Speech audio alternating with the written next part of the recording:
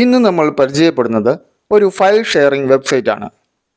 file.io എന്നാണ് ഈ വെബ്സൈറ്റിൻ്റെ address അല്ലെങ്കിൽ പേര്. എന്താണ് ഈ ഒരു ഫയൽ ഷെയറിംഗ് വെബ്സൈറ്റിൻ്റെ പ്രത്യേകത എന്തെന്നായിരിക്കും ചിന്തിക്കുന്നത്. നമുക്കത് വഴിയെ നോക്കാം.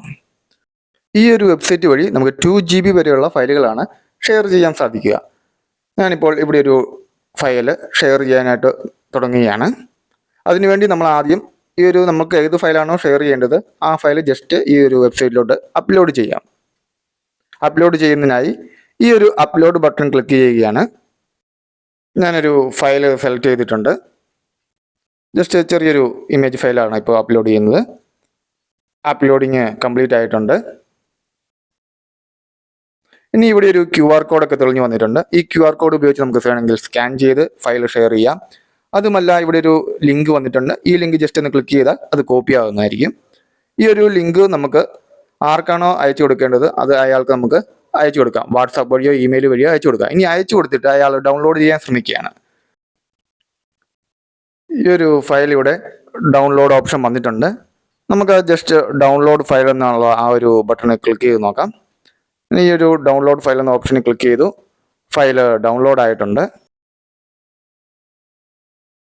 നമ്മൾ ഇതേ ലിങ്ക് ഉപയോഗിച്ച് ഒന്നുകൂടെ ഈ ഒരു ഫയൽ ഡൗൺലോഡ് ചെയ്യാൻ ശ്രമിക്കുകയാണ്. അപ്പോൾ ഇങ്ങനെ ഒരു എറർ മെസ്സേജാണ് വന്നിരിക്കുന്നത്. There was an error retrieving your file. അതായത് നമ്മൾ ഈ ഒരു വെബ്സൈറ്റ് ഉപയോഗിച്ച് ഒരു ഫയൽ അപ്ലോഡ് ചെയ്തു, ഒരു ലിങ്ക് കിട്ടി, ആ ലിങ്ക് നമ്മൾ ഷെയർ ചെയ്തു, ആ ലിങ്ക് ഉപയോഗിച്ച് നമ്മൾ ഒരു പ്രാവശ്യം ഡൗൺലോഡ് നടത്തി. ഇനി വീണ്ടും അതേ ലിങ്ക് ഉപയോഗിച്ച് ഒന്നുകൂടി ഡൗൺലോഡ് ചെയ്യാൻ നോക്കിയാൽ അത് നടക്കത്തില്ല. കാരണം നമ്മുടെ ഈ ഒരു ഫയൽ ഷെയറിംഗ് വെബ്സൈറ്റിൻ്റെ സെർവറിൽ നിന്ന് ആ ഒരു ഫയൽ അപ്രത്യക്ഷമായി കഴിഞ്ഞിരിക്കുകയാണ്. നമുക്കൊന്നുകൂടെ റിവൈൻഡ് ചെയ്ത് നോക്കാം. ഞാൻ ഇവിടെ ഒരു ഫയൽ അപ്ലോഡ് ചെയ്യുകയാണ്. ഫയൽ ജസ്റ്റ് ഒന്ന് അപ്ലോഡ് ചെയ്ത് കൊടുത്തു. ഏതെങ്കിലും ഒരു സിമ്പിൾ ഫയലായിട്ട് ഒരു ഇമേജ് ഫയൽ അപ്ലോഡ് ചെയ്ത് കൊടുത്തിട്ടുണ്ട്.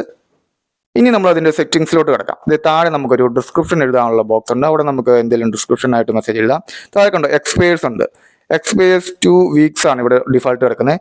നമ്മളതിന് ഡിഫോൾട്ട് വീക്ക് മാറ്റി നമ്മളതിനെ 2 hours കൊടുത്തു. ഓക്കെ, നമുക്ക് പല ഓപ്ഷനുകളുണ്ട്. അവേഴ്സ് ഉണ്ട്, വീക്സ് ഉണ്ട്, ഡേയ്സ് ഉണ്ട്, മന്ത്സ് ഉണ്ട്, ഇയർ ഉണ്ട്.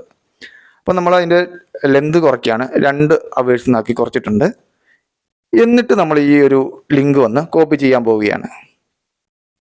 ഇനി ഈ ലിങ്ക് ഷെയർ ചെയ്യുകയാണ് നമ്മൾ. ഈ ലിങ്ക് ഷെയർ ചെയ്തുകൊണ്ട് നമ്മൾ ഡൗൺലോഡ് ചെയ്യാൻ ശ്രമിക്കുകയാണ്. ആ ഒരു ഫയൽ നമുക്ക് ഡൗൺലോഡ് ചെയ്യാൻ പറ്റും. നമ്മളിപ്പോൾ ചെയ്തിരിക്കുന്ന സെറ്റിങ്സ് അനുസരിച്ച് 2 hours ആണ് കൊടുത്തിരിക്കുന്ന എക്സ്പയറി. അതായത് ഈ ഒരു 2 മണിക്കൂറിനുള്ളിൽ ഈ ഒരു ലിങ്ക് ഉപയോഗിച്ച് നമ്മൾ ഡൗൺലോഡ് ചെയ്തിരിക്കണം.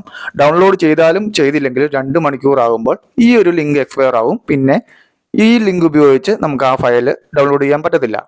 അത് മാത്രവുമല്ല, ഈ 2 മണിക്കൂറിനുള്ളിൽ തന്നെ ഇതൊരു ഡൗൺലോഡ് ചെയ്താലും ഒറ്റ പ്രാവശ്യം മാത്രമേ ഈ ഒരു ലിങ്ക് ഉപയോഗിച്ച് ഡൗൺലോഡ് ചെയ്യാൻ പറ്റത്തുള്ളൂ. നമ്മൾ സെറ്റ് ചെയ്തിരിക്കുന്ന ഈ 2 മണിക്കൂറിനുള്ളിൽ തന്നെ രണ്ടാമതൊരു പ്രാവശ്യം കൂടി ശ്രമിച്ചാലും ഈ ഒരു ഫയൽ ഡൗൺലോഡ് ചെയ്യാൻ പറ്റത്തില്ല. ഒറ്റത്തവണ മാത്രം നമുക്കൊരു എക്സ്പയറി സെറ്റ് ചെയ്തുകൊണ്ട് നമുക്ക് ലിങ്ക് ഷെയർ ചെയ്യാൻ പറ്റുന്നതാണ്.